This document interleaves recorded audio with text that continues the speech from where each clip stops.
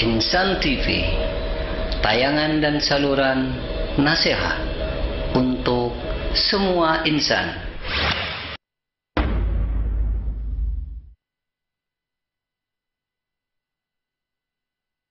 ألم نشرح لك صدرك ووضعنا عنك وزرك الذي أنقض ظهرك ورفعنا لك ذكرك فإن مع العسر يسرا إن مع العسر يسرا فإذا فرغت فانصب وإلى ربك فارغب.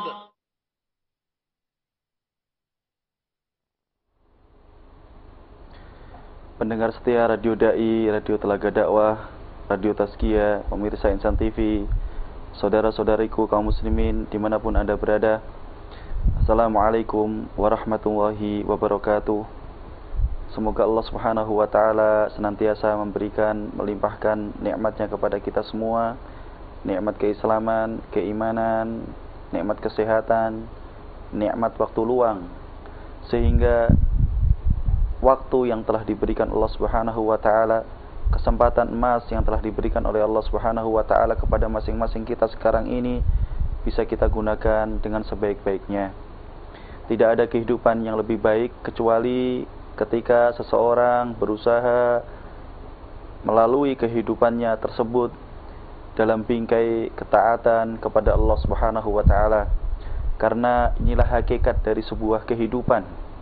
Ketika seseorang berusaha mengarungi perjalanannya di dunia ini dalam bentuk ketaatan, pengabdian, penghambaan kepada Allah subhanahu wa ta'ala.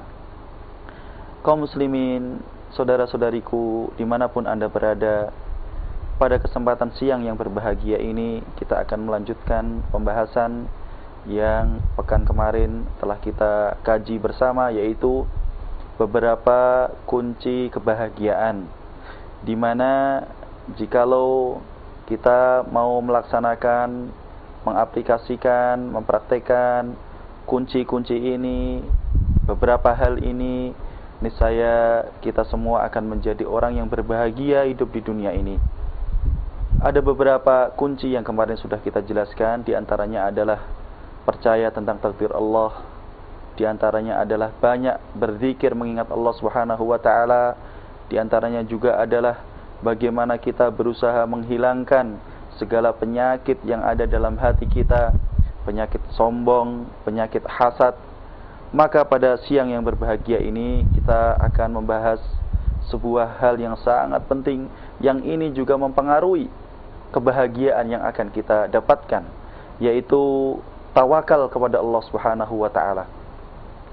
Tawakal dari kata tawakkala, ya tawakkalu, bahasa Arab, artinya adalah menyerahkan, memasrahkan. Sedangkan yang dimaksud dengan bertawakal kepada Allah subhanahu wa ta'ala, ada banyak sekali pengertian yang disampaikan oleh para ulama. Di antaranya adalah apa yang disebutkan oleh seorang sahabat Ibnu Abbas, di mana beliau mengatakan bahwa at-tawakkulu huwa as-siqatu billah. Yang dimaksud dengan tawakal, kata Ibnu Abbas, adalah as-siqatu billah, percaya kepada Allah subhanahu wa ta'ala.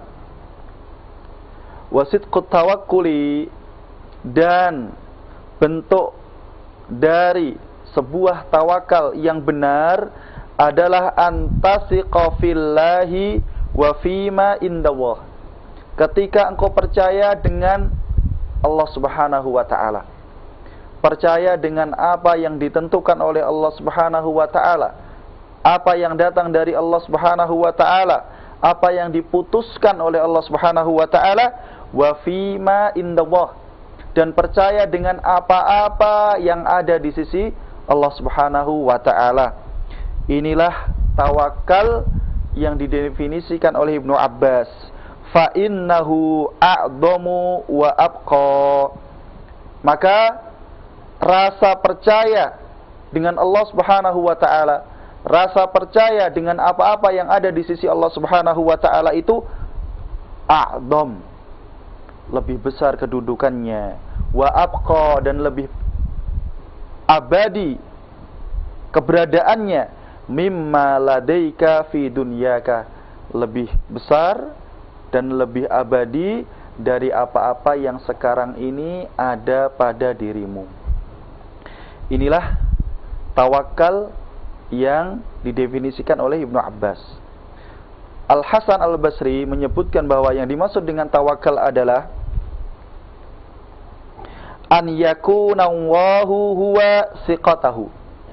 Yang dimaksud dengan tawakal adalah ketika seseorang itu percaya kepada Allah Subhanahu wa taala, menjadikan Allah Subhanahu wa taala sebagai sesuatu yang dipercayai, menyerahkan semua urusan yang dia miliki kepada Allah Subhanahu wa taala. Abdullah ibnu Dawud menjelaskan, beliau mengatakan, saya melihat at-tawakkul huwa, yang dimaksud dengan tawakul adalah husnudzanni billah. Kata Abdullah ibnu Dawud, yang dimaksud dengan tawakal adalah ketika seseorang berprasangka baik billahi, kepada Allah Subhanahu wa taala. Al-Hasan juga menjelaskan bahwa yang dimaksud dengan tawakal adalah ar-ridha anillahi subhanahu wa ta'ala, ridha dengan apa yang datang dari Allah Subhanahu wa ta'ala. Dari banyak definisi yang disebutkan ulama di atas, maka kita bisa menyimpulkan bahwa inti dari tawakal adalah ketika seseorang mengembalikan, percaya dan kemudian mengembalikan semua apa yang terjadi pada dirinya hanya kepada Allah Subhanahu wa ta'ala. Mengembalikan apa yang ada pada diri kita kepada Allah Subhanahu wa ta'ala. Sehingga kemudian cakupan dari tawakal ini banyak sekali. Yang pertama adalah ketika seseorang mengembalikan kebaikan yang ada pada dirinya itu hanya kepada Allah Subhanahu wa ta'ala, mengembalikan urusan yang ada pada dirinya hanya kepada Allah Subhanahu wa ta'ala. Apa yang terjadi pada kita, apa yang akan kita lakukan, apa yang kemudian menjadi sebuah konsekuensi dari apa yang akan kita dapatkan, itu semuanya dikembalikan kepada Allah Subhanahu wa ta'ala. Ini cakupan yang pertama. Adapun yang kedua adalah ketika seseorang mengembalikan apa yang ada pada dirinya, termasuk apa yang akan terjadi dengan agama Allah Subhanahu wa ta'ala. Bagaimana perkembangan agama ini setelah dia berdakwah, setelah dia berusaha untuk mengajak orang lain melakukan kebaikan, mencegah terjadinya kemungkaran, berusaha mengajak orang lain untuk berbuat baik, maka kemudian hasil dari semua itu dia kembalikan kepada Allah Subhanahu wa ta'ala. Kalau yang pertama adalah ketika seseorang berusaha untuk mendapatkan kebaikan pada dirinya, kemudian hasilnya dia kembalikan kepada Allah Subhanahu wa ta'ala. Yang kedua ini lebih luas lagi, yaitu ketika seseorang menyerahkan apa-apa yang berkaitan dengan agama ini, dia mengajak orang untuk berbuat baik, berusaha untuk mencegah dengan semaksimal mungkin terjadinya kemungkaran-kemungkaran. Dia mengajak orang melakukan ini, melakukan itu, yang semuanya adalah perintah dari Allah Subhanahu wa ta'ala. Mencegah orang-orang untuk berbuat yang negatif, semuanya karena larangan dari Allah Subhanahu wa ta'ala. Kemudian masalah hasil yang akan dia lihat, hasil yang dia dapatkan, hasil yang dia petik, semuanya dikembalikan kepada Allah Subhanahu wa ta'ala. Yang ketiga adalah ketika seseorang menyerahkan urusan-urusan yang berkaitan dengan kebutuhan-kebutuhannya di dunia ini. Apakah masalah rizki, apakah masalah pernikahan, masalah keturunan, masalah kesehatannya, dia kembalikan semuanya kepada Allah Subhanahu wa ta'ala. Apakah dia bisa selamat dari bahaya-bahaya yang mungkin saja bisa menimpanya, selamat dari hal-hal negatif yang bisa saja datang kepada dirinya. Ini semuanya dia kembalikan kepada Allah Subhanahu wa ta'ala. Seseorang berusaha bekerja keras, membanting tulang, mencari uang, penghasilan, maka berikutnya adalah apakah rizki yang dia dapatkan itu cukup apa tidak cukup, maka dia kembalikan kepada Allah Subhanahu wa ta'ala. Jodoh juga seperti itu. Dia berusaha maksimal untuk mendapatkan jodoh yang paling baik, sesuai dengan apa yang bisa membuat nyaman hatinya.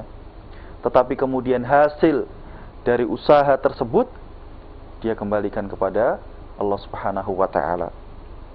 Dalam masalah keturunan, ini terkadang membuat sebagian kita sedih, karena memang ketika seorang laki-laki menikah dengan seorang wanita, kemudian lahirlah sebuah keluarga, maka hal yang paling diidamkan oleh sebuah keluarga adalah datangnya keturunan. Itu juga dia kembalikan kepada Allah Subhanahu wa ta'ala. Karena memang faktanya ada sebagian kita yang diuji oleh Allah Subhanahu wa ta'ala, ditunda untuk mendapatkan keturunan. Maka sikap yang paling baik dalam hal ini adalah bagaimana kita mengembalikan, menyerahkan hal tersebut kepada Allah Subhanahu wa ta'ala. Dalam masalah kesehatan juga seperti itu. Kita berusaha untuk menjaga kebersihan lingkungan, kebersihan diri kita, keluarga kita.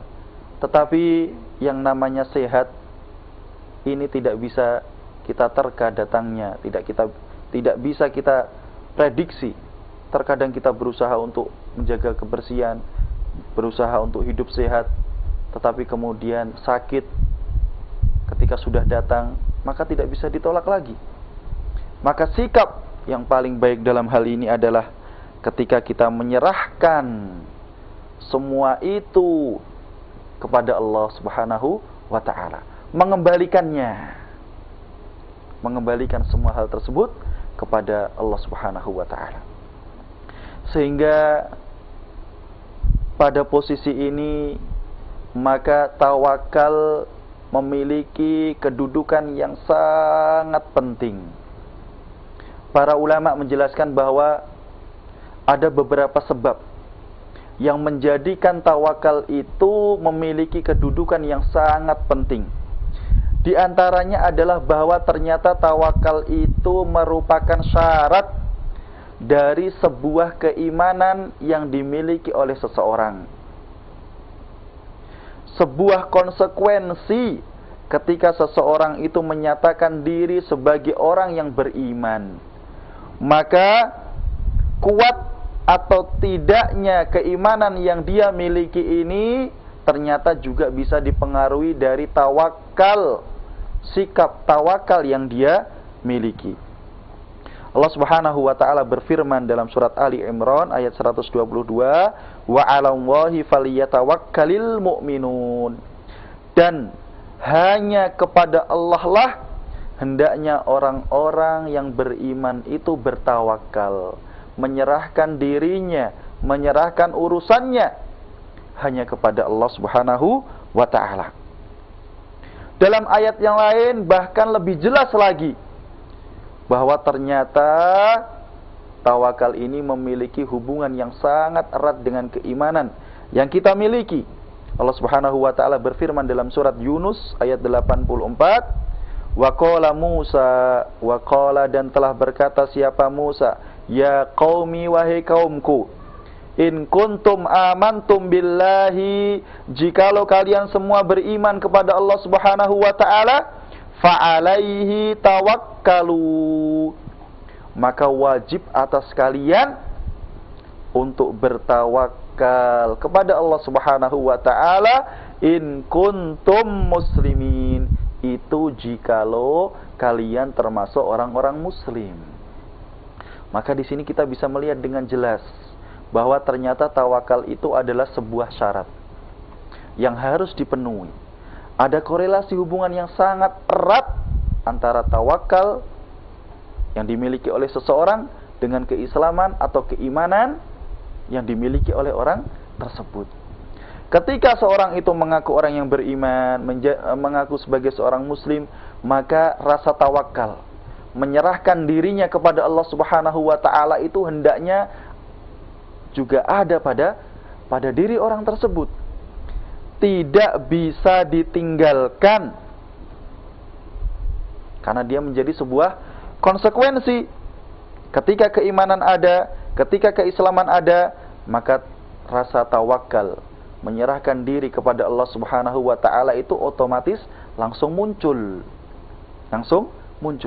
Dan seperti tadi saya katakan bahwa tingkat kuat atau lemahnya tawakal itu sangat dipengaruhi oleh kuat atau tidaknya keimanan dan keislaman yang dimiliki oleh seseorang. Bahkan seperti dijelaskan para ulama, ternyata tawakal itu termasuk pondasi pokok dari nilai-nilai ibadah yang ada pada diri seseorang. Nilai-nilai tauhid, pengesaan seorang hamba kepada Allah Subhanahu wa taala ternyata tidak akan sempurna, tidak akan berjalan dengan baik kecuali rasa tawakal ada pada diri orang tersebut. Allah berfirman dalam surat Hud ayat 123, fa'budhu, maka beribadahlah engkau kepada Allah Subhanahu wa taala, wa tawakkal alaih, dan bertawakallah engkau kepadanya. Langsung datang menyertai perintah untuk beribadah. Beribadah kepada Allah, maka kemudian konsekuensinya adalah disertai dengan tawakal kepadanya. Dalam ayat yang lain Allah Subhanahu wa taala berfirman, "Wa tawakkal 'alal hayyil ladzi la yamut." Hendaknya engkau bertawakal kepada Allah Subhanahu wa taala, zat yang maha hidup dan yang tidak mati dan yang tidak akan bisa meninggal. Ini adalah perintah yang datang dari Allah Subhanahu wa taala kepada kita, bahwa tidak bisa ternyata kita ingin beribadah kepada Allah Subhanahu wa taala dengan ibadah yang maksimal tanpa menyertakan tawakal, rasa keyakinan, menyerahkan semua urusan kita hanya kepada Allah Subhanahu wa taala. Yang menjadikan tawakal memiliki kedudukan yang sangat tinggi adalah bahwa ternyata tawakal itu dijadikan Allah Subhanahu wa taala sebagai ciri dari keimanan yang dimiliki oleh seseorang. Tawakal itu merupakan ciri dari seorang yang beriman. Allah Subhanahu wa taala berfirman dalam surat Al-Anfal ayat yang kedua, "Innamal mu'minuna alladzina idza dzukirallahu wajilat qulubuhum." Sesungguhnya orang-orang mukmin yang hakiki adalah mereka yang ketika disebutkan nama Allah Subhanahu wa taala, wajilat qulubuhum, hati mereka bergetar. Di sini akan disebutkan beberapa ciri orang yang benar-benar beriman. Salah satunya ciri orang yang beriman itu ketika disebutkan nama Allah Subhanahu wa taala maka hatinya bergetar. Seolah-olah di sana ada hubungan, ada kontraksi, karena dia senantiasa mengimani Allah Subhanahu wa taala, maka ketika nama Allah Subhanahu wa taala disebutkan, maka dia hatinya berdebar. Ini bisa kita bayangkan bahwa inilah yang terjadi pada seseorang. Ketika seseorang itu katakanlah mencintai orang lain, maka kemudian kalau nama orang yang dia cintai itu disebutkan, ada perasaan lain dalam dirinya. Hatinya menjadi deg-degan, berdebar-debar, hanya karena nama orang yang dia sebutkan itu disebutkan, dia dengar, maka hatinya menjadi berdebar-debar, deg-degan. Karena dia merasa ada hubungan batin antara dirinya dengan orang yang dia cintai. Maka orang yang beriman juga seperti itu. Karena dia mencintai Allah Subhanahu wa taala, maka ketika nama Allah disebutkan, hatinya berdebar. Karena memang ada hubungan. Wa idza tuliyat alaihim ayatuhu zadathum imana. Kalau kemudian dibacakan di hadapan mereka, kepada mereka ayat-ayat Allah Subhanahu wa taala, maka dibacakannya ayat Allah Subhanahu wa taala itu menjadikan keimanan mereka langsung bertambah. Bertambah keimanan yang dia miliki karena mendengarkan ayat-ayat Allah Subhanahu wa taala. Maka kemudian orang yang memiliki sifat seperti ini, keimanannya akan bertambah dengan membaca Al-Quran.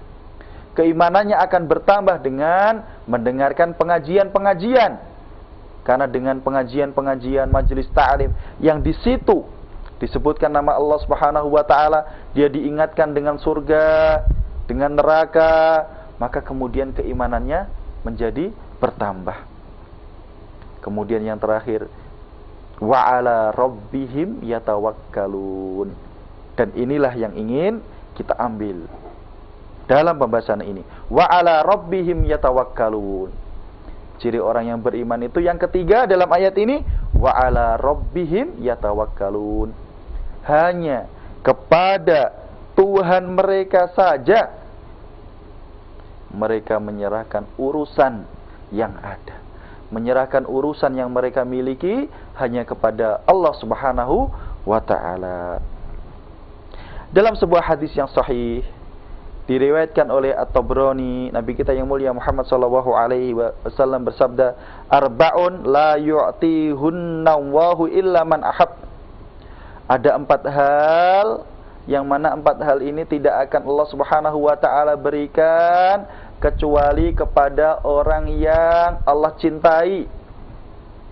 Yang pertama adalah as-samtu wa huwa awwalul ibadah, yaitu ketika seseorang memiliki mau untuk meninggalkan perkataan yang tidak berguna, dia diam. Sikap seperti ini ternyata merupakan bagian dari ibadah. Diam untuk tidak melakukan hal-hal yang negatif. Diam untuk tidak berbicara kecuali dengan pembicaraan yang positif. Yang kedua, at-tawakkulu 'ala Allah. Bertawakal kepada Allah Subhanahu wa taala. Kita perhatikan di sini ternyata tawakal masuk dalam 4 hal yang tidak Allah Subhanahu wa taala berikan kecuali kepada hamba-hambanya yang Allah cintai. Wattawadu'u, dan sikap rendah hati, tidak sombong, tidak congkak. Wazzuhdu fid dunya, dan sikap zuhud di dunia, tidak larut, tidak terpancing dengan kehidupan dunia. Kalaupun dia masuk dalam kehidupan dunia, maka masuknya dia ke dalam kehidupan dunia itu dalam rangka untuk memudahkannya sehingga kemudian mendatangkan kebaikan untuk akhiratnya. Orang yang tidak lalai dengan kehidupan dunia. Ada 4 hal ini yang baik, yang tidak diberikan Allah Subhanahu wa taala kecuali kepada hamba yang Allah cintai. Salah satunya adalah rasa bertawakal, menyerahkan semua urusan hanya kepada Allah Subhanahu wa taala. Hal lain yang menjadikan tawakal ini terasa bermakna, memiliki kedudukan yang sangat penting adalah bahwa tidak bisa kita pungkiri bahwa masing-masing kita itu kan orang yang tidak punya, tidak memiliki apa-apa. Kita lahir di dunia ini tidak membawa apa-apa. Besok kalau kita meninggal dunia juga tidak bisa membawa apa-apa. Tidak memiliki apapun kita ini. Hamba yang lemah, fakir, tidak memiliki daya apapun, tidak memiliki kuasa apapun. Karena kita merasa bahwa ternyata kita ini adalah hamba yang lemah, maka kemudian yang harus kita lakukan adalah berusaha untuk menyerahkan semuanya kepada Allah Subhanahu wa taala, Rabb, Tuhan yang Maha Perkasa. Karena kita merasa lemah, maka urusan kita serahkan kepada yang Maha Perkasa, yaitu Allah Subhanahu wa taala. Belum lagi bahwa ternyata semua perkara yang ada, yang menimpa, yang terjadi pada diri kita ini kan telah ditentukan oleh Allah Subhanahu wa taala. Maka menjadi kontradiksi, bertentangan, tidak berjalan dengan selaras ketika kita tidak mau menyandarkan diri kita kepada Allah Subhanahu wa taala. Padahal kita tahu bahwa apa yang terjadi pada diri kita itu ditentukan oleh Allah. Maka sikap yang pas adalah ketika kita menyerahkan semuanya kepada Allah Subhanahu wa taala. Kenapa? Karena kita yakin bahwa semua yang datang, yang terjadi pada diri kita itu ditentukan oleh Allah Subhanahu wa taala. Yang lain bahwa ternyata ketika seseorang itu tidak bersandar, tidak menyerahkan dirinya kepada Allah Subhanahu wa taala, dia kemudian berpaling dari Allah Subhanahu wa taala, ternyata yang demikian itu bisa mendatangkan madarat, sesuatu yang negatif. Kenapa? Karena ketika seseorang pasrah, menyerahkan urusannya kepada orang lain, bisa jadi ternyata orang lain itu tidak bisa memberikan sesuatu sesuai dengan apa yang dia harapkan. Saya menyerahkan urusan saya kepada orang lain, orang yang saya berikan urusan saya ini terkadang bisa memberikan apa yang saya harapkan, terkadang tidak bisa memberikan apa yang saya harapkan. Maka kemudian menyerahkan sesuatu itu yang paling baik adalah hanya kepada Allah Subhanahu wa ta'ala. Saudara-saudariku kaum muslimin dimanapun Anda berada, berikutnya adalah kita akan mendengarkan apa yang dikatakan oleh sebagian ulama tentang kedudukan dari tawakal menyerahkan diri kepada Allah Subhanahu wa taala. Yang pertama adalah perkataan yang disampaikan oleh Ibnu Abbas. Beliau mengatakan bahwa at-tawakkulu jima'ul iman. Tawakal itu adalah inti pokok dari keimanan yang dimiliki oleh seseorang. Perkataan Ibnu Abbas ini sekali lagi memberikan petunjuk kepada kita bahwa kedudukan tawakal itu sangatlah besar, sehingga kemudian Ibnu Abbas menjadikannya sebagai pokok inti dari keimanan yang dimiliki oleh seseorang. Sa'id Ibnu Jubair, beliau mengatakan bahwa at-tawakkulu 'ala Allahi nisful iman. Bertawakal kepada Allah Subhanahu wa taala itu adalah sebagian dari keimanan yang dimiliki oleh seseorang. Porsinya setengah dari keimanan yang dimiliki oleh seseorang. Abu Muhammad Sahal, beliau mengatakan bahwa laisa fil maqamati a'azzu minat tawakkuli. Tidak ada kedudukan, tidak ada tingkatan keimanan yang dimiliki oleh seseorang a'azzu, itu yang lebih mulia, lebih baik dari rasa tawakal yang dimiliki oleh orang tersebut. Banyak sekali perkataan para ulama yang menjelaskan bahwa tawakal ini memiliki kedudukan yang sangat tinggi. Ketika seseorang mau mengembalikan, menyerahkan urusan-urusannya kepada Allah Subhanahu wa ta'ala. Tetapi terkadang memang ketika seseorang ingin bertawakal kepada Allah, bisa jadi dia mendapatkan kendala. Tidak bisa bertawakal kepada Allah Subhanahu wa ta'ala dikarenakan beberapa hal yang menghalanginya. Di antaranya adalah al-jahlu bimaqamillahi min rububiyatin wa uluhiyatin wa asma'in wa sifat.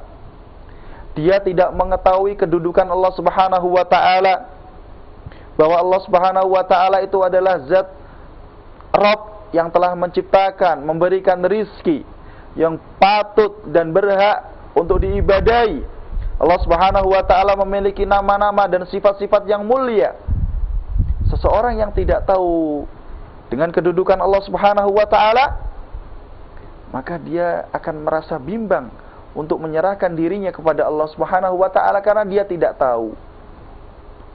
Maka agar ini bisa kita atasi, caranya adalah dengan mengkaji sifat-sifat Allah Subhanahu wa ta'ala. Kalau kita sudah mengetahui sifat-sifat Allah Subhanahu wa ta'ala, maka kita akan dekat dengan Allah Subhanahu wa ta'ala. Kita mengetahui bahwa Allah lah yang telah menciptakan semua yang ada di alam ini, dan hanya Allah lah yang berhak untuk diibadahi. Itu kita kaji. Kalau kemudian kita bisa mendapatkan pemahaman yang lebih luas, yang lebih banyak dalam masalah ini, maka niscaya tawakal yang kita miliki akan bertambah dan tidak terhalang. Berikutnya yang bisa menjadikan seseorang enggan untuk bertawakal kepada Allah adalah al-ghururu wal i'jabu bin nafsi. Dia tertipu, terperdaya, dan dia dibuat lalai dengan dirinya sendiri. Karena dia sudah memiliki pendidikan yang tinggi, memiliki kekayaan yang melimpah, memiliki keturunan yang bisa dibanggakan, maka kemudian dia lalai. Maka lalainya seseorang karena beberapa hal ini ternyata juga bisa menjadikan orang tersebut tidak mau bertawakal kepada Allah Subhanahu wa ta'ala. Yang ketiga yang bisa menjadikan penghalang atas rasa tawakal yang dimiliki oleh seseorang adalah ar-rukunu lil khalqi wal i'timadi alaihim fi qada'il hajat. Ketika seseorang itu selalu berharap kepada orang lain, menyandarkan urusan-urusannya kepada orang lain, dia merasa bahwa segala kebutuhannya itu bisa dipenuhi oleh orang lain. Jadi yang dia lakukan adalah bergantung kepada orang lain. Maka ternyata ini juga bisa menjadikan orang tidak bisa bertawakal kepada Allah Subhanahu wa ta'ala. Yang keempat adalah hubbud dunya. Ketika seseorang terlalu mencintai dunia, segala yang dia lakukan itu selalu dikaitkan dengan dunia. Saudara-saudariku, tidak mengapa, karena sekarang ini faktanya kan kita itu hidup di dunia.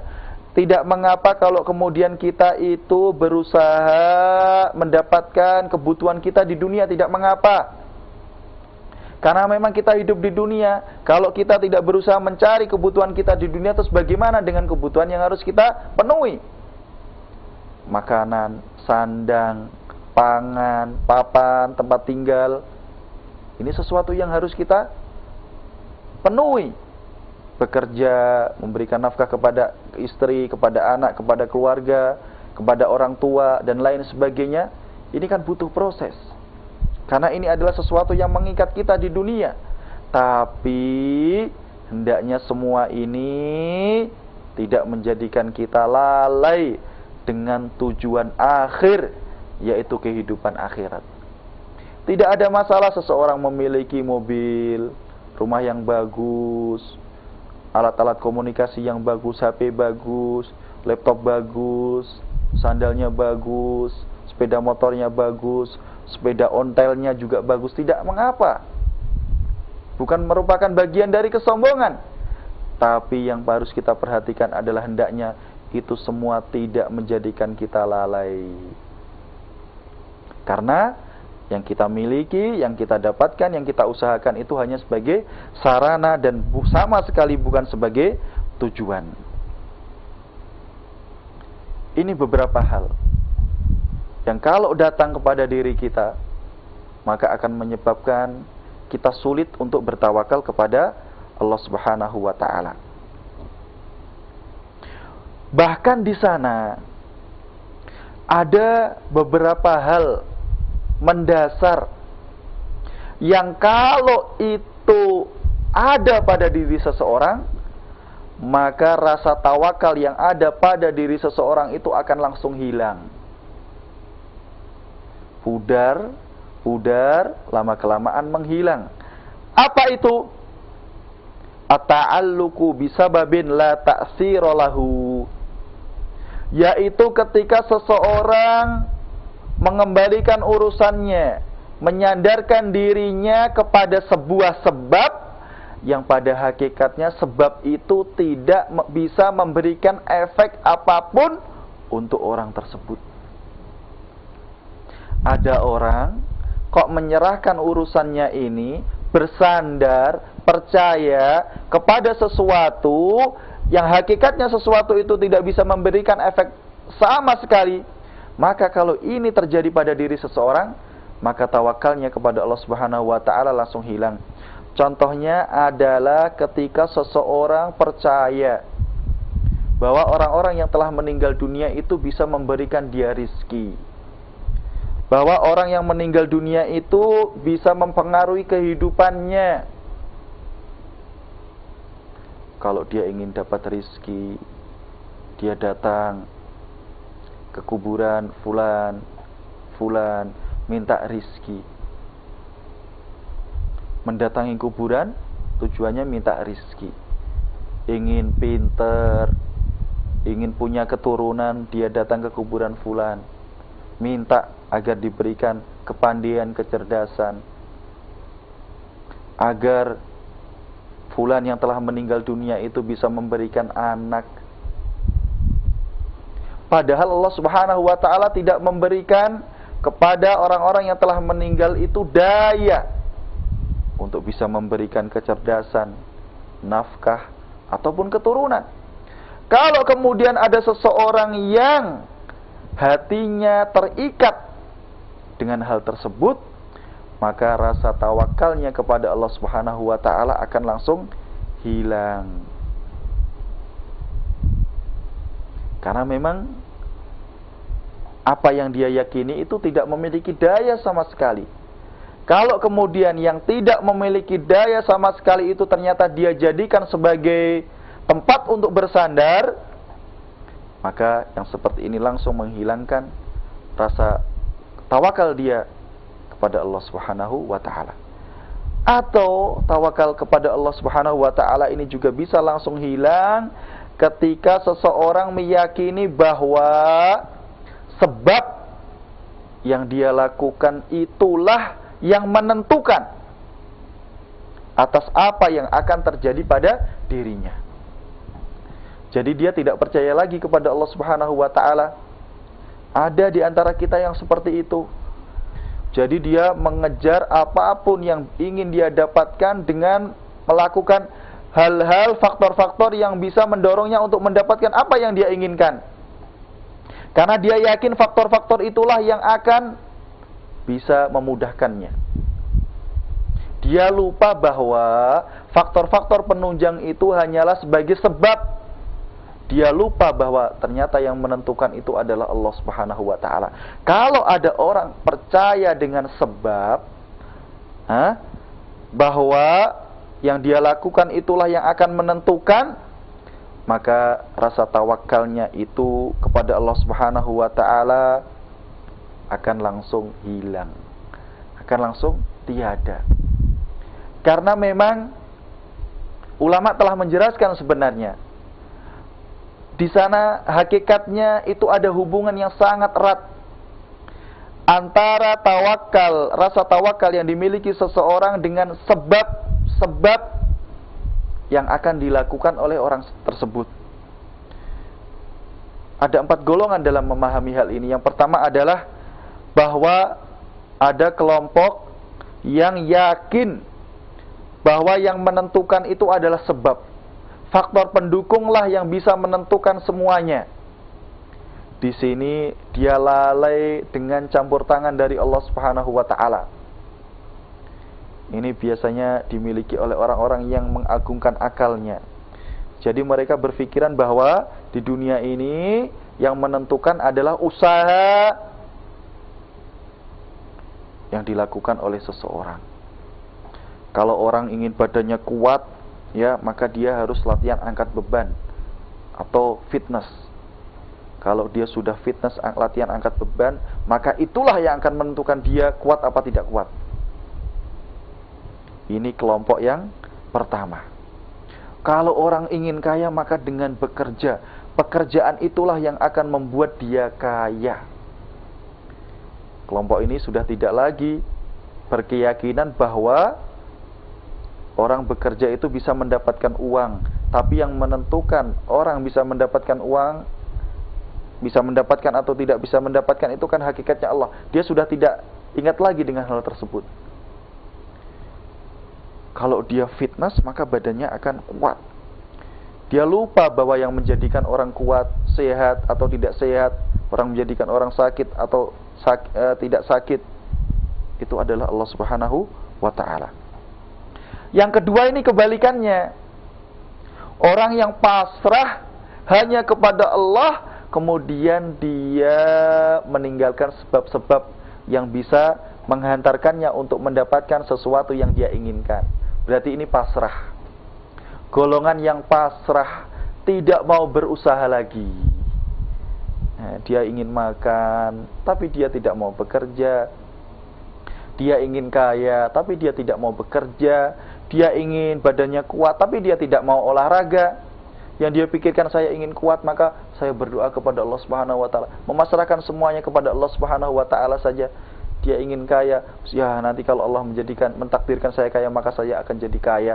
Dia tidak mau berusaha. Ini kebalikannya dengan kelompok yang pertama. Yang ketiga, kelompok yang ketiga adalah mereka yang mengatakan bahwa faktor-faktor pendukung, sebab-sebab yang bisa menghantarkan seseorang mendapatkan sesuatu itu tidak memiliki efek apapun. Itu adalah faktor pendukung, itu adalah sebuah sebab, tapi tidak memiliki efek apapun. Jadi kita melakukan hal itu saja, lakukan saja, tapi sebenarnya tidak memberikan efek, karena semuanya telah ditentukan oleh Allah Subhanahu wa ta'ala. Maka golongan yang pertama pendapatnya tidak tepat. Golongan yang kedua pendapatnya juga tidak tepat. Golongan yang ketiga pendapatnya juga tidak tepat. Pendapat yang paling tepat dalam masalah ini adalah pendapatnya Ahlus Sunnah wal Jamaah. Mereka yang mengatakan bahwa anggota badan kita, tubuh kita ini bisa melakukan sebab-sebab yang pada akhirnya bisa menghantarkan kita untuk mendapatkan apa yang kita inginkan. Dan disertai dengan keyakinan dalam hati bahwa semua yang akan kita dapatkan itu ditentukan oleh Allah Subhanahu wa ta'ala. Sehingga di sini nanti kita akan mengetahui bahwa di sana ada hubungan yang sangat kuat antara rasa tawakal dengan usaha yang dilakukan. Karena ternyata rasa tawakal itu tidak hanya yakin, tidak hanya menyerahkan urusan kita kepada Allah, tapi ternyata juga harus disertai dengan usaha. Anggota badan kita berusaha, disertai dengan keyakinan bahwa nanti hasilnya ditentukan oleh Allah Subhanahu wa ta'ala. Kalau kita ingin memiliki istri yang salihah, seorang pemuda ingin menikah, dia mendapatkan istri yang salihah, maka yang dia lakukan adalah mencari. Dia ingin mendapatkan istri yang solehah, tapi tidak berusaha untuk mencari, ya tidak akan dapat. Dia ingin badannya kuat, tapi tidak mau olahraga, ya badannya tidak akan kuat. Dia olahraga dulu, dia mencari calon-calon istri yang solehah dulu, nanti hasilnya dikembalikan kepada Allah Subhanahu wa ta'ala. Itulah sikap tawakal yang benar. Usaha dulu, nanti hasilnya diserahkan kepada Allah Subhanahu wa ta'ala. Dan inilah yang dijelaskan oleh Al-Quran. Contohnya adalah dalam surat Al-Jum'ah ayat yang ke-10. Allah Subhanahu wa ta'ala berfirman, فَإِذَا قُضِيَتِ الصَّلَاةُ فَانْتَشِرُوا فِي الْأَرْضِ وَابْتَغُوا مِنْ فَضْلِ اللَّهِ وَاذْكُرُوا اللَّهَ كَثِيرًا لَعَلَّكُمْ تُفْلِحُونَ. Kalau kalian semua telah melaksanakan sholat Jumat, fantashiru fil ardi, maka kemudian hendaknya kalian itu bertebaran di muka bumi, nyebar, bekerja, wabtaghu min fadlillah, dan carilah karunia-karunia Allah Subhanahu wa ta'ala. Kalau ingin mendapatkan karunia, rizki dari Allah Subhanahu wa ta'ala, maka yang dilakukan adalah berusaha. Salah satunya adalah dengan berjalan di muka bumi, nyebar, bekerja. Ingin mendapatkan karunia kok tidak mau bekerja, nah, maka ini sudah tidak bisa diterima oleh akal kita. Kalau ingin mendapatkan rizki, ya bekerja caranya. Karena Allah Subhanahu wa ta'ala menjadikan pekerjaan itu sebagai sebab didapatkannya rizki. Dalam ayat yang lain Allah Subhanahu wa ta'ala berfirman, wa tazawwadu, dan carilah bekal oleh kalian semua. Dan hendaknya kalian semua mencari bekal, fa inna khairaz zadi at-taqwa. Maka sesungguhnya sebaik-baik bekal adalah bekal ketakwaan. Lihat di sini. Allah Subhanahu wa ta'ala memerintahkan kita untuk mencari bekal, dan kemudian Allah Subhanahu wa ta'ala menjelaskan bahwa bekal yang paling baik adalah ketakwaan kepada Allah Subhanahu wa ta'ala. Ketakwaan berarti dicari. Tidak bisa kemudian orang tidak mau belajar, tidak mau mengaji, tidak mau mendengarkan pengajian, tidak mau menghadiri majelis-majelis ta'lim, kemudian dia menjadi orang yang bertakwa. Harus dicari. Ketakwaan itu ada prosesnya. Bahkan ini dijelaskan dengan sangat gamblang dalam sebuah hadis, di mana suatu ketika ja'a rajulun ilan Nabi sallallahu alaihi wasallam, suatu ketika datanglah seorang laki-laki kepada Rasulullah sallallahu alaihi wasallam ala naqatin lahu, yang mana laki-laki ini menunggang onta yang dia miliki. Faqala, maka kemudian laki-laki yang datang kepada Rasulullah sallallahu alaihi wasallam dengan menunggang ontanya itu berkata, "Ya Rasulullah, wahai Rasulullah, ada'uha wa atawakkal?" Apakah aku boleh meninggalkan onta yang aku miliki itu, kemudian aku bertawakal kepada Allah Subhanahu wa ta'ala? Saya ingin bertawakal kepada Allah Subhanahu wa ta'ala, maka saya tinggalkan onta itu. Maka Rasulullah SAW bersabda, "I'qilha wa tawakkal." Cara bertawakal yang benar agar onta itu tidak hilang, agar onta itu tidak pergi adalah i'qilha. Ikat dulu onta itu, diikat dulu ontanya, ditambatkan dulu ontanya, summa tawakkal, kemudian baru bertawakal kepada Allah Subhanahu wa ta'ala. Hadis ini menjelaskan dengan sangat jelas bahwa tawakal itu harus didahului dengan usaha. Kalau ontanya tidak mau pergi, tidak mau lari, maka diikat dulu ontanya, ditambatkan dulu ontanya, kemudian menyerahkan hasilnya kepada Allah Subhanahu wa ta'ala. Terkadang kita sudah menambat onta, Terkadang kita sudah mengunci kendaraan kita, tapi kok masih dicuri. Ya, ini kita serahkan kepada Allah Subhanahu wa taala.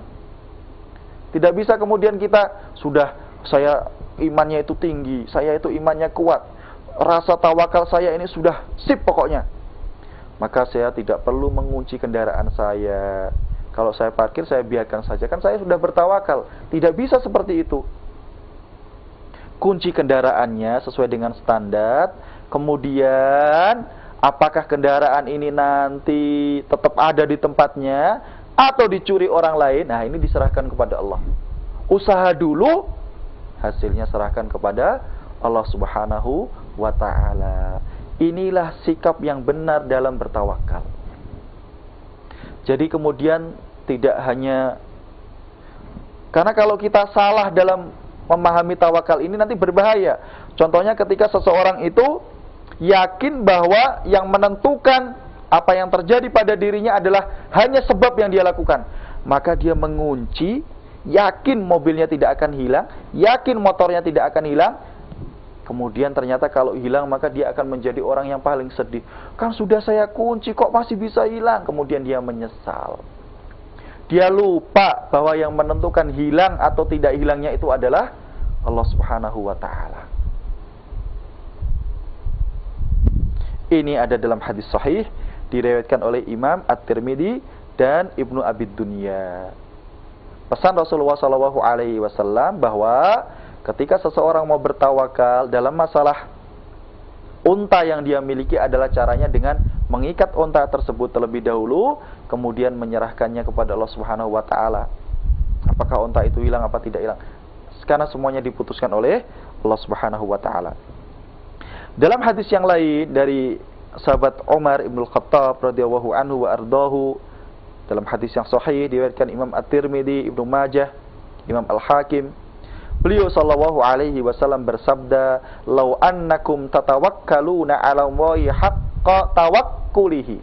Jikalau kalian semuanya bertawakal kepada Allah Subhanahu wa taala dengan tawakal yang sebenarnya, la rozaqakum, maka sungguh niscaya Allah Subhanahu wa taala akan memberikan rizki kepada kalian kama yarzuqut thair, seperti halnya Allah Subhanahu wa taala memberikan rizki kepada burung, tagdu khimasan wa ta'udu bitanan, yang mana burung itu bisa kita lihat dia pergi di pagi hari dalam keadaan perut lapar, kemudian sore hari dia kembali ke sangkarnya dalam keadaan perut kenyang.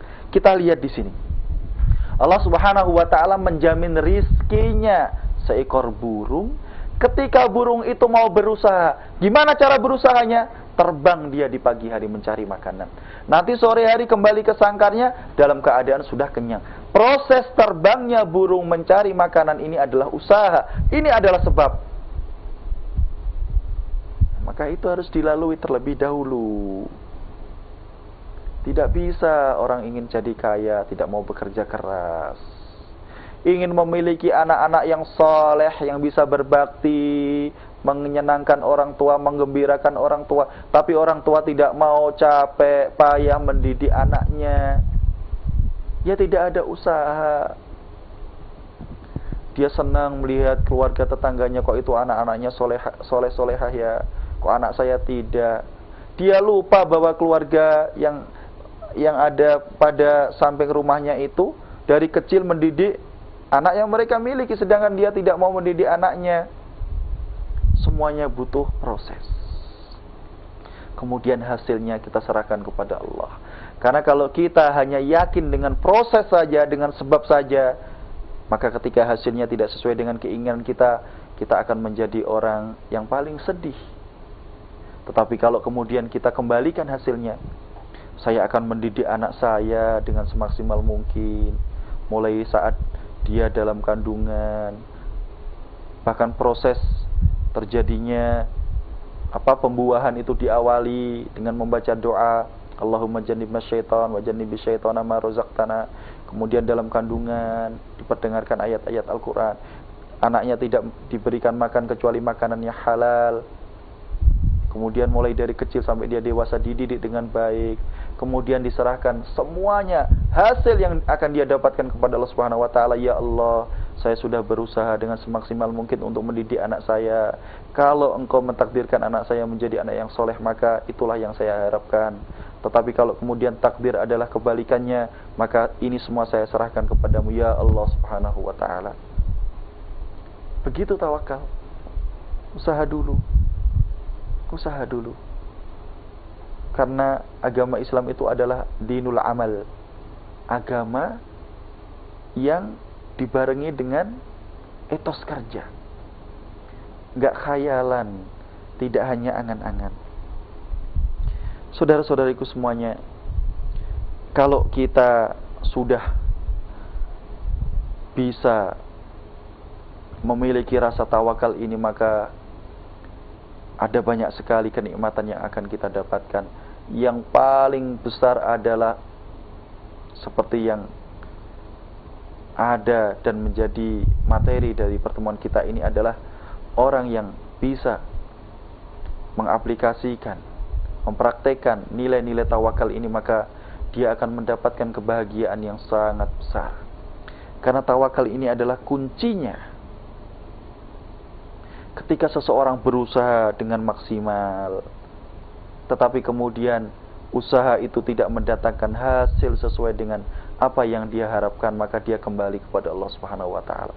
Saya sudah berusaha, tapi hasilnya kok tidak sesuai dengan yang apa yang saya harapkan, maka ya sudah, semuanya ditentukan oleh Allah Subhanahu wa taala. Maka kemudian dia tidak menjadi orang yang putus asa. Kalau ternyata hasilnya itu melebihi apa yang dia targetkan, maka dia tidak menjadi orang yang sombong. Kenapa saya menjadi orang yang sombong? Bukankah apa yang sekarang ini saya dapatkan semuanya datang dari Allah Subhanahu wa taala? Maka kemudian orang yang memiliki rasa tawakal ini akan menjadi orang yang hatinya tenang, pikirannya nyaman, hidupnya tidak kemerungsung. Tidak kemerungsung. Yang kedua, bahwa rasa tawakal ini adalah bentuk ketaatan kepada Allah Subhanahu wa taala. Karena rasa tawakal yang kita miliki ini merupakan aplikasi dari keimanan yang kita miliki. Wa 'alallahi fatawakkalu in kuntum mu'minin. Dan hanya kepada Allah Subhanahu wa taala sajalah kalian bertawakal itu jikalau kalian beriman. Orang yang beriman itu bertawakalnya hanya kepada Allah. Dia menyerahkan urusannya kepada Allah Subhanahu wa ta'ala. Sehingga ketika orang bertawakal, menyerahkan urusannya kepada Allah, maka itu adalah bentuk ketaatan yang dia lakukan kepada Allah Subhanahu wa ta'ala. Yang ketiga, kalau kita mau bertawakal kepada Allah, yakinlah bahwa Allah Subhanahu wa ta'ala akan memberikan kecukupan untuk kehidupan kita. Dalam surat At-Tolaq ayat yang ketiga, Allah Subhanahu wa taala berfirman, "Wa may yatawakkal 'alallahi fahuwa hasbuh." Dan barang siapa bertawakal kepada Allah Subhanahu wa taala, maka Allah Subhanahu wa taala akan menjadi pencukupnya. Allah Subhanahu wa taala akan memberikan kecukupan untuknya. Siapa yang bertawakal kepada Allah, maka urusannya akan dicukupkan oleh Allah Subhanahu wa taala. Terutama yang kadang-kadang membuat kita sedih itu kan urusan rizki. Urusan rizki. Karena ini yang biasanya terjadi pada masing-masing diri kita. Dia tidak tahu, dia tidak yakin bahwa rizki itu yang menentukan adalah Allah Subhanahu wa taala. Terkadang ada orang yang bekerja keras, kemudian dia mendapatkan rizki yang banyak, kemudian dia berusaha menjaga rizkinya itu. Tetapi kalau Allah berkehendak, maka rizki yang dia dapatkan itu bisa hilang dalam sekejap. Bisa hilang dalam sekejap. Ada orang yang sudah bekerja keras dengan pekerjaan yang berat, tapi rizki yang dia dapatkan juga tidak maksimal. Maka yang kita perlukan agar kita bisa mendapatkan kenyamanan hati, hidup yang bahagia, adalah mengembalikan semuanya kepada Allah Subhanahu wa ta'ala. Ini yang bisa dijelaskan pada pertemuan siang yang berbahagia ini. Berikutnya kita coba menjawab pertanyaan-pertanyaan yang sudah masuk. Pertanyaan yang pertama, Pak Ustadz, saya mau bertanya tentang kepercayaan kepada Allah. Mertua saya selalu mengunjungi kuburan tiap tahunnya. Dia mengatakan kamu tidak akan berhasil jika tidak mengikuti kepercayaanku. Dalam masalah ziaratul kubur itu ada hadis, ya, hadis yang menjelaskan, yaitu sabda Rasulullah SAW, kuntu nahaitukum an ziyaratil kuburi fazuruha. Dulu kata Rasulullah SAW, saya melarang kalian semua untuk ziarah kubur dulu. Fazuruha, kemudian Rasulullah SAW mengatakan, sekarang fazuruha, boleh kalian untuk menziarahi kubur. Jadi secara umum bahwa ziarah kubur itu hukumnya boleh. Tetapi ketika kita sudah masuk ke dalam bentuk-bentuk ziarah kubur, maka di sana ada ziaratun masyru'ah wa ziaratun mamnu'ah. Ada bentuk-bentuk ziarah yang disyariatkan dan ada bentuk-bentuk ziarah kubur yang tidak disyariatkan. Contoh ziarah kubur yang disyariatkan adalah ketika ziarah kubur yang kita lakukan itu bertujuan untuk mengingatkan kita akan kematian. Mengingatkan kita akan kematian. Maka orang yang ziarah ke kubur dengan tujuan agar dia bisa ingat dengan kematian, maka ini diperbolehkan.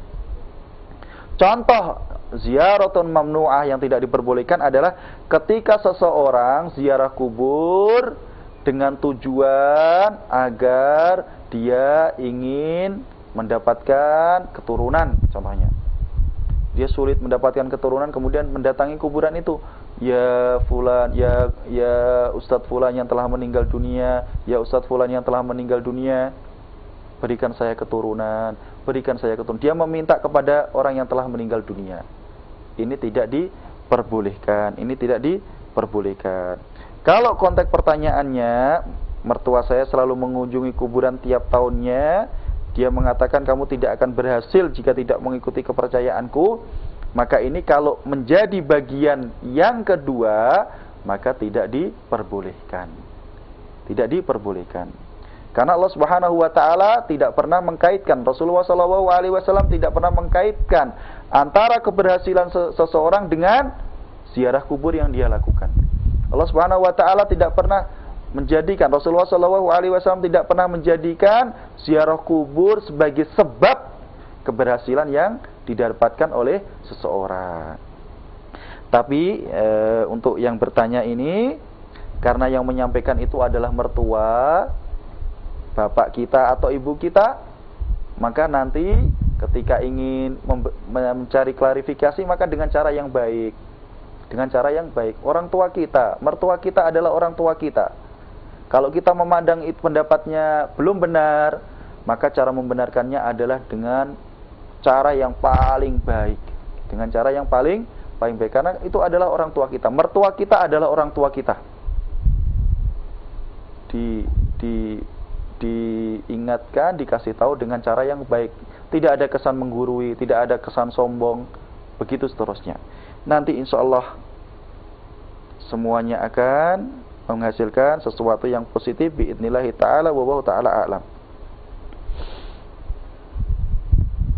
Ustadz, saya seorang pekerja tambang di sebuah kota. Dia menyebutkan kotanya. Di tempat kerja saya tidak bisa untuk sholat, Ustadz. Padahal saya sangat takut meninggalkannya. Tetapi di tempat kerja saya tidak ada tempat yang bersih untuk mengerjakannya, Ustadz. Pertanyaan saya, apa yang harus saya lakukan, Ustadz? Saya takut meninggalkan sholat. Dan juga di sini, di sisi lain saya butuh pekerjaan. Sekarang ini kan peraturannya sudah tidak bisa seperti itu. Tidak bisa seperti itu. Tempat-tempat bekerja harus memberikan kesempatan kepada pekerjanya untuk sholat. Insya Allah ada waktunya. Karena biasanya orang bekerja itu istirahatnya kan siang hari. Istirahatnya kan siang hari. Maka gunakan waktu istirahat itu untuk sholat. Kalau kemudian tempat kerja kita kan tambang, tempat terbuka, tidak ada musolanya, tidak ada masjidnya, maka jangan khawatir, kita bisa sholat di tempat manapun. Yang penting bukan kuburan, bukan kamar mandi. Wa ju'ilat li al-ardu masjidan wa tahuran, kata Rasulullah SAW. Dan bumi ini dijadikan untukku sebagai tempat yang suci, tempat yang bisa digunakan untuk sholat, kata Rasulullah SAW. Ketika beliau berbicara tentang keutamaan yang beliau miliki yang tidak diberikan kepada nabi-nabi sebelum beliau. Maka sholat di tempat tamu. Sholat di tengah lapangan boleh. Di tengah lapangan boleh. Kalau ternyata kita jauh dari masjid, ternyata kalau kita jauh dari musola, tidak ada masalah. Yang penting bukan kuburan, bukan kamar mandi, bukan tempat yang najis, bukan tempat pembuangan kotoran. Ini bisa kita jadikan sholat. Tidak harus di masjid kalau kita kerjanya adalah di tambang. Dan sekarang perusahaan-perusahaan di Indonesia itu kan sudah bisa memahami di sini, alhamdulillah. Maka perlu dijelaskan saja, disampaikan kepada pimpinan dengan cara yang baik. Insya Allah akan diberikan. Insya Allah akan diberikan waktu, kesempatan untuk melaksanakan sholat.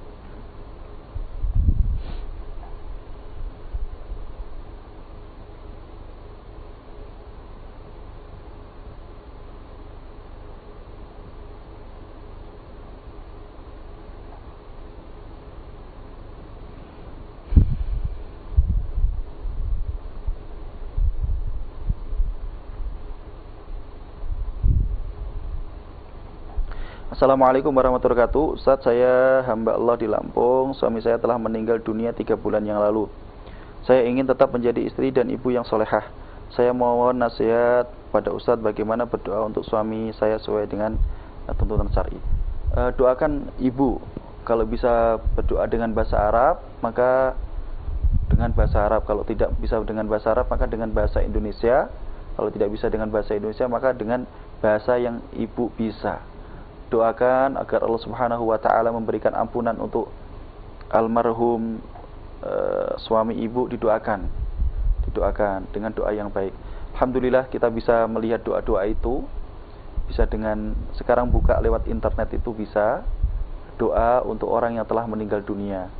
Nanti di situ akan ada hadis-hadis sahih yang menjelaskan kepada kita tuntunan untuk memberikan doa kepada orang yang telah meninggal dunia. Biasanya doa-doa itu sudah ada harokatnya, nanti tinggal dibaca. Kalau kemudian kita masih kesulitan untuk baca, bisa ditanyakan kepada orang-orang di sekeliling kita, ini bacanya seperti apa. Nanti bisa ditulis dengan misalkan Allahumma gfir lahu dengan tulisan Arab, tapi kita tidak bisa membacanya. Nanti minta tolong orang lain untuk menuliskan Allahumma ighfir lahu warhamhu wa'afihi wa'fu anhu, begitu seterusnya. Nanti ada artinya. Berusaha difahami artinya, agar ketika kita mengatakan Allahumma gfir lahu, kita tahu artinya adalah ya Allah berikanlah ampunan kepadanya, kepada orang yang telah meninggal dunia itu yang saya berikan doa. Ya Allahumma gfir lahu warhamhu, ya Allah kasihanilah dia, sayangilah dia, cintailah dia, begitu. Ini bisa kita cari di internet atau di buku-buku juga sangat banyak jelaskan tentang doa-doa kepada orang yang telah meninggal dunia. Kemudian yang perlu saya sampaikan juga berkaitan dengan ini, bahwa iddah, masa iddah ini tidak berkaitan dengan pertanyaan, tapi saya berikan faedah bahwa iddah orang yang ditinggal meninggal dunia oleh suaminya adalah arba'ata asyhur wa asyra, 4 bulan 10 hari. Allah Subhanahu wa taala berfirman, walladzina yutawaffawna minkum wa yadaruna azwajan yatarabbasna bi anfusihinna arba'ata asyhur wa asyra. Seorang wanita yang meninggal dunia oleh suaminya, maka dia wajib melaksanakan iddah selama 4 bulan 10 hari. 4 bulan 10 hari. Artinya selama 4 bulan 10 hari itu istri yang meninggal oleh suaminya tidak boleh menikah. Tetapi kalau kemudian dia meninggal dunia oleh suaminya itu dalam keadaan hamil, maka firman Allah Subhanahu wa taala, wa ulatul ahmali ajaluhunna an yad'na hamlahun. Seorang wanita yang ditinggal istrinya karena meninggal dunia, maka masa iddahnya adalah sampai dia melahirkan. Maka yang pertama ibu bersabar. Innalillahi ma akhad wa lahu ma a'ta. apa yang diberikan, apa yang diambil Allah dari kita itu milik Allah, dan apa yang diberikan Allah kepada kita itu juga milik Allah. Maka kalau kemudian ada keluarga kita yang meninggal dunia, maka kita sabar. Dengan kesabaran itu mudah-mudahan Allah Subhanahu wa taala memberikan pahala kepada kita dan bisa mengganti dengan yang lebih baik. Jadi mengganti yang lebih baik. Setelah ibu nanti melaksanakan masa iddah, maka syariat memperbolehkan kepada ibu untuk menikah lagi dengan laki-laki yang lain. Nanti apakah nikah lagi apa tidak nikah lagi, maka yang paling tahu adalah ibu sendiri, karena maslahat seseorang itu yang paling tahu adalah diri orang tersebut. Nanti kalau sudah memiliki putra atau putri bisa dikonsultasikan, dibicarakan dengan cara yang baik. Mudah-mudahan ibu bisa bersabar dan mudah-mudahan ibu bisa senantiasa mendoakan almarhum suami ibu. Semoga Allah Subhanahu wa taala mengampuni beliau, memasukkan beliau ke dalam surganya kelak di sisi Allah Subhanahu wa taala.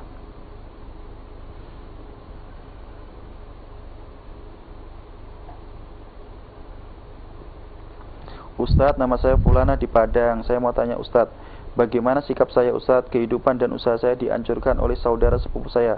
Ternyata dia seorang rentenir. Apa yang harus saya lakukan Ustadz? Ini kalau pertanyaannya bisa diperjelas maka lebih baik lagi. Yang dimaksud dengan dihancurkan di sini apa? Kalau ditipu maka ada jawabannya. Kalau dihancurkan adalah dengan apa? Misalkan karena ini yang bertanya adalah perempuan, dengan misalkan melakukan hubungan-hubungan yang menjurus ke dalam kemaksiatan, kemudian ternyata saudara sepupunya itu meninggalkannya, maka ini juga ada jawabannya.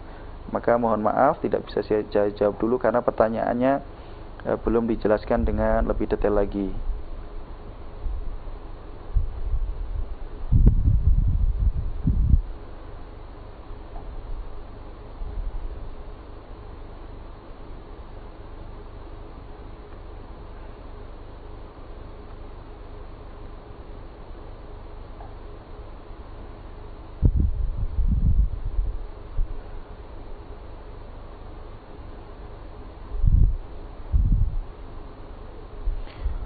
Ustaz, saya bertanya, saya hamba Allah dari Palembang. Saya mau bertanya, sholat witir itu dilakukan apa hanya di bulan Ramadan? Tidak, sholat witir ini bisa dilakukan tiap malam. Tiap malam. Maka dilakukan tiap malam bisa dilakukan ketika kita sudah melaksanakan sholat tahajud. Kalau kita merasa berat melaksanakan sholat witir setelah sholat tahajud, maka bisa dilakukan setelah sholat isya. Bisa dilakukan setelah sholat isya. Kalau kita takut bahwa kita akan tidak bisa melaksanakan sholat witir setelah sholat tahajud, ini bisa dilakukan di tiap hari, tidak harus di bulan Ramadan. Wallahu ta'ala alam.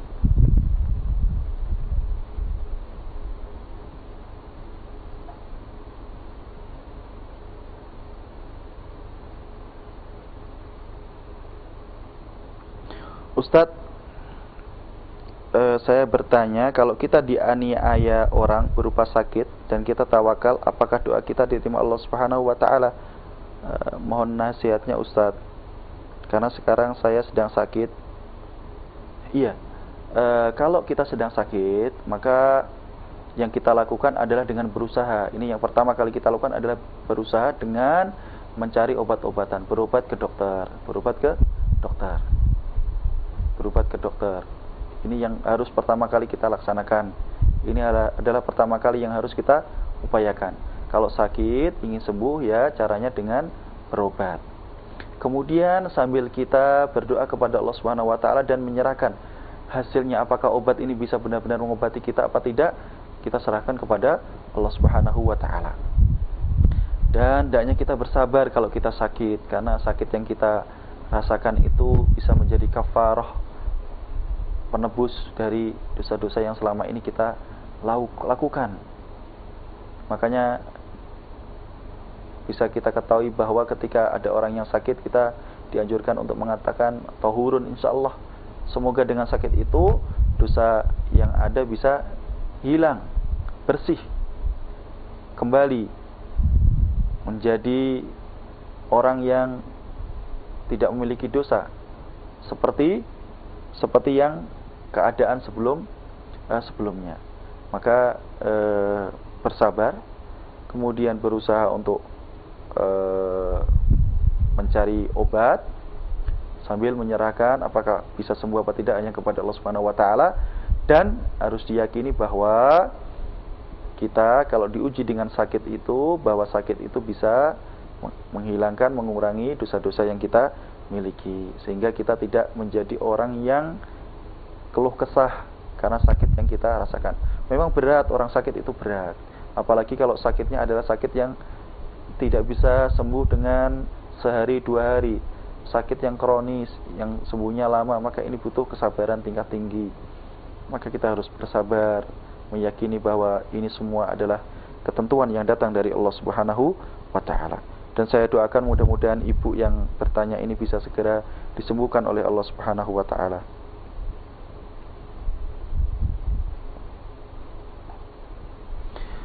Ustadz, bagaimana cara bertobat orang yang pekerjaannya dari hasil sogok menyogok? Apakah harus berhenti dari pekerjaan yang kita dapatkan tersebut dari hamba Allah? Iya, dalam hadis yang sahih Rasulullah SAW bersabda, la'anallahu ar-rashiya wal murtashi. Allah Subhanahu wa taala melaknat orang yang menyogok dan orang yang minta disogok, orang yang menyuap dan orang yang minta disuap. Makanya hukum suap menyuap dalam syariat Islam itu adalah haram, tidak diperbolehkan. La'anallah, kata Rasulullah SAW. Allah Subhanahu wa taala melaknati. Laknat itu artinya adalah apa? Al-bu'du an rahmatillah, dijauhkan dari kasih sayang Allah Subhanahu wa taala. Untuk apa kita ini mencari pekerjaan dengan cara menyuap? Untuk apa? Apa yang kita cari ini? Apa? Ustaz, tapi sulit saya cari pekerjaan. Insya Allah usaha. Kita itu terkadang sudah merasa sulit, tapi usahanya tidak maksimal. Usaha. Bumi Allah ini luas, usaha, kerja, bergerak. Cari pekerjaan yang halal. Kalau kita sudah dengan sogok menyogok gini, ya menurut saya wallahu ta'ala alam, sebaiknya ditinggalkan ini. Tidak barokah, nanti hidupnya tidak barokah. Apalagi kalau hidup yang selalu disertai dengan uang-uang hasil riba, ini tidak barokah, ditinggalkan. Wa may yatawakkal 'ala Allahi fa huwa hasbuhu wa may yattaqillaha yaj'al lahu makhraja. Barang siapa yang bertawakal kepada Allah Subhanahu wa taala, maka Allah Subhanahu wa taala akan menjadikan untuknya jalan keluar. Jangan takut. Jangan takut untuk tidak bisa makan. Jangan takut kalau anak cucu kita tidak bisa makan. Allah sudah menjamin rizkinya. Yang penting kita berusaha. Dan sekarang ini banyak pekerjaan-pekerjaan yang harus didapatkan dengan cara menyogok, menyuap. Dan ini adalah bentuk hal yang negatif yang kita dapatkan dalam kehidupan bermasyarakat ini.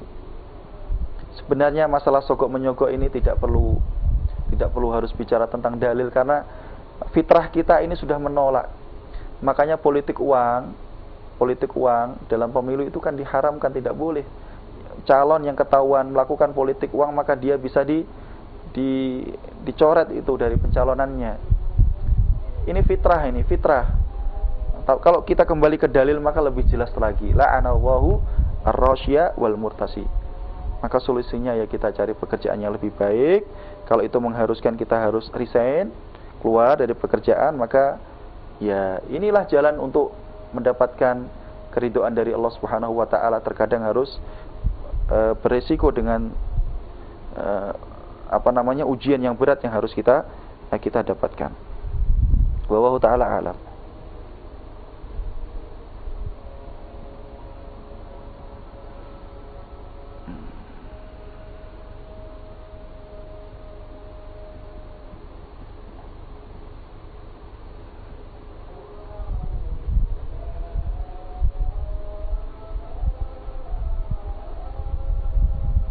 Ustaz tanya, jika kita adalah saksi dari kasus kriminal yang tidak ada orang lain yang tahu, lantas kita diam, tidak mengucap, bagaimana hukumnya?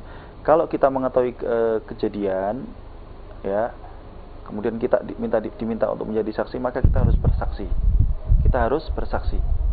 Apalagi ini kalau kasusnya kriminal, kita harus memberikan kesaksian. Kenapa? Karena kalau kita tidak bisa memberikan kesaksian, nanti kasihan orang yang didolimi. Kasihan orang yang didolimi.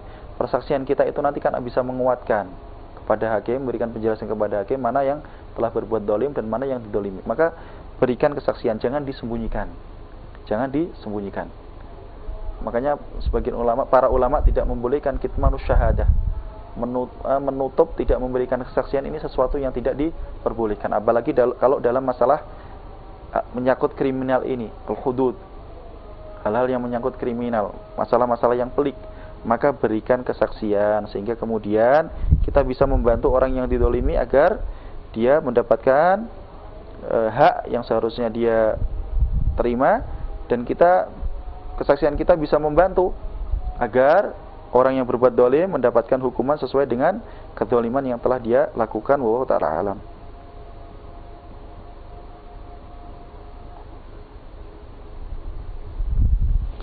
Ustadz, apakah hukuman di dunia bagi orang penjual miras dan perusak rumah tangga orang? Hukuman secara spesifik ya saya tidak tahu ya, tetapi ya secara umum orang yang melakukan kemaksiatan itu hidupnya akan dijauhkan dari barokah. Dijauhkan dari barokah. Orang-orang yang pekerjaannya menjual miras itu merusak rumah tangga orang, ya kemungkinannya dia akan dijauhkan dari barokah. Bisa jadi dia mendapatkan uang yang banyak, kaya, tapi hatinya ini galau, tidak nyaman. Tidak nyaman. Kalau hukuman secara spesifik saya tidak mengetahuinya, tetapi yang paling mungkin adalah dia dijauhkan dari barokah, keberkahan dalam kehidupan yang dia lalui. Hidupnya sempit, tidak bahagia, tidak nyaman, dan seterusnya. Wallahu ta'ala alam.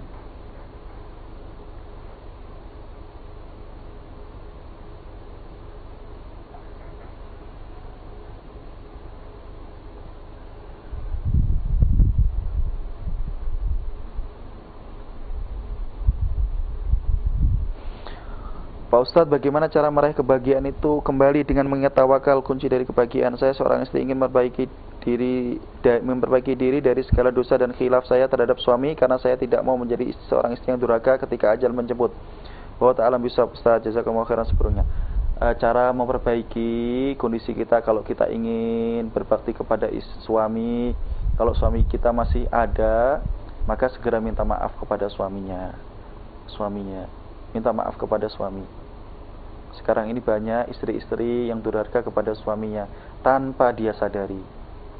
Keluar rumah tanpa izin, melakukan hubungan dengan laki-laki yang bukan mahramnya, tidak menuruti perintah suami. Ini bentuk-bentuk kedurhakaan yang dilakukan istri kepada suaminya. Kalau kita ingin memperbaiki diri kita dalam masalah ini, caranya adalah yang pertama kali adalah datangi suami, kemudian minta maaf kepada suami kita. Minta maaf kepada suami kita. Kemudian setelah itu maka kita harus tahu apakah hak-hak yang sudah selayaknya diterima suami, yang itu merupakan kewajiban yang dilakukan oleh seorang istri. Dan saya pernah menyampaikan tema tentang ini, hak-hak suami atas istrinya, kebalikannya hak istri kepada atas suaminya. Setelah kita mengetahui hak yang harus kita tunaikan atas atau kepada suami kita, maka itu harus kita laksanakan dengan baik. Kalau suami kita masih ada, maka ya kita lakukan yang seperti itu, minta maaf. Kemudian apa yang seharusnya kita berikan kepada suami, ya kita berikan. Disertai dengan niat bahwa itu semua adalah perintah untuk mendapatkan keridhaan dari Allah Subhanahu wa taala.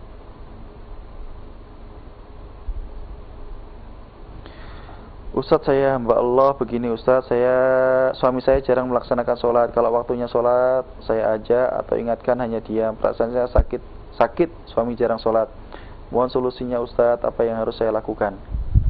Wah, ini berbahaya ini kalau memiliki suami yang tidak mau sholat. ulama itu berbeda pendapat dalam masalah orang yang tidak mau sholat. Pendapat yang pertama bahwa orang yang tidak mau sholat, maka secara otomatis dia akan keluar dari agama Islam. Pendapat yang kedua mengatakan bahwa orang yang tidak mau sholat, maka dia digolongkan di golongan orang-orang yang maaf fasik, orang-orang yang berbuat kemaksiatan kepada Allah Subhanahu wa taala. Maka sekali lagi itu diingatkan kepada suaminya bahwa pilihannya itu tidak ada yang baik. Orang yang tidak mau sholat, pilihannya hanya dua. Sebagian ulama mengatakan dia keluar dari Islam. Sebagian ulama mengatakan dia telah melakukan kefasikan yang sangat besar kepada Allah Subhanahu wa ta'ala. Maka ini diingatkan lagi kepada suaminya. Mudah-mudahan dengan diingatkan itu suaminya bisa menjadi sadar. Dan mengingatkannya tidak sekali dua kali, berkali-kali diingatkan terus, diingatkan terus, diingatkan terus, diingatkan terus. Sambil kita berpikir kira-kira cara apa yang paling tepat untuk suami saya itu. Karena suami ibu kan yang paling tahu kan ibu kondisinya. Maka ibu berpikir bagaimana cara yang paling tepat untuk mengingatkan suami itu. Cari momen yang tepat, waktu yang tepat, kesempatan yang tepat, dengan ungkapan-ungkapan yang tepat. Dijelaskan kepada suaminya, insya Allah nanti suaminya akan ingat. Kalau sudah ingat, nanti diajak terus menerus, sehingga kemudian mudah-mudahan suaminya menjadi istiqomah dalam melaksanakan sholat.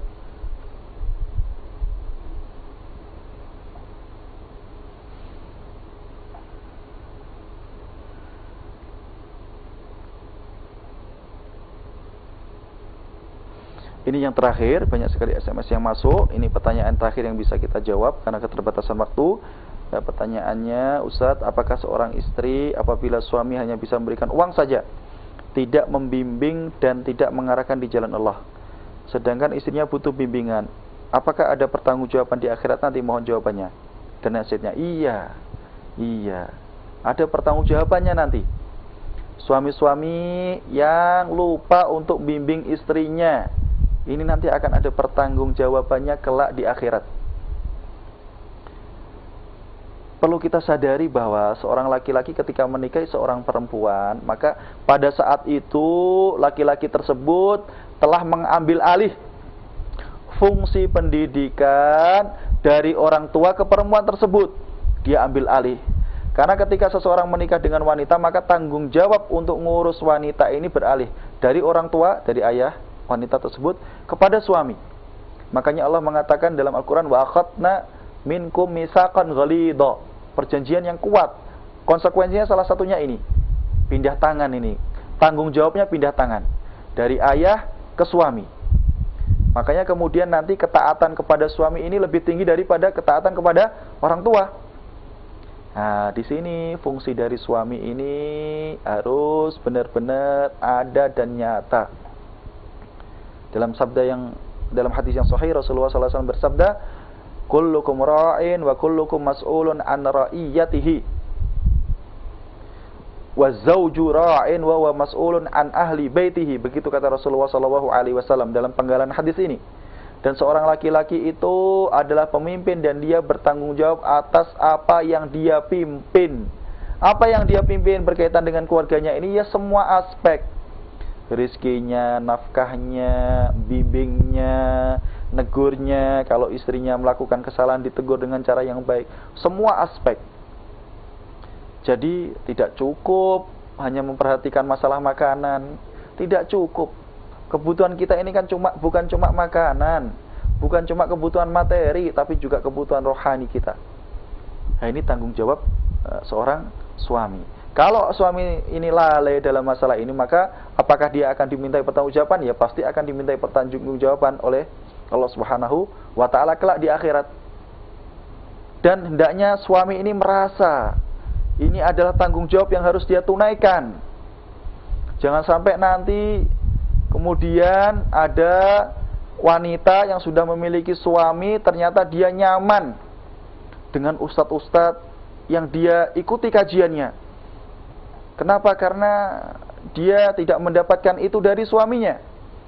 Iya ya, enak ya kalau mengikuti kajian ustadz ini, ceramah-ceramahnya bagus, menyejukkan hati saya, menenteramkan hati saya. Kok ini tidak bisa saya dapatkan dari suami ya? Akhirnya kemudian setan datang menggoda wanita ini, sudah berarti suamimu ini gak bagus, gini. Itu ustadznya itu yang paling bagus itu, ikuti terus pengajiannya. Nah ini terus dipermainkan.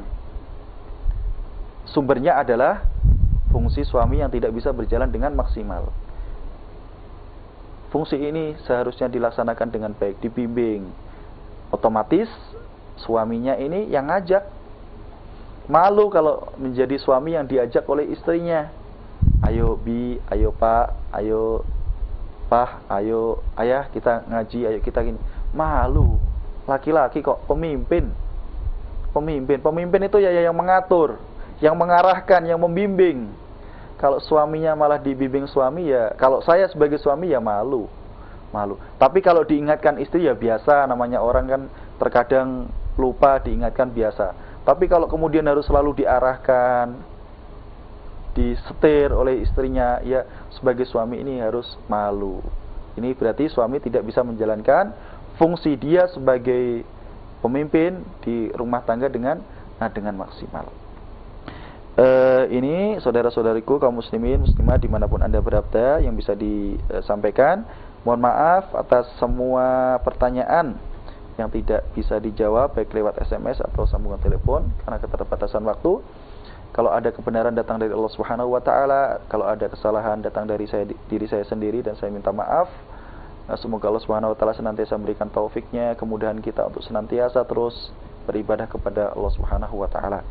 Ini yang bisa disampaikan, mudah-mudahan bisa memberikan manfaat kepada masing-masing kita. Kita akhiri, subhanahu wa ta'ala, asyhadu an la ilaha illa anta, astaghfiruka wa atubu ilaik. Assalamualaikum warahmatullahi wabarakatuh. ينادي للإيمان أن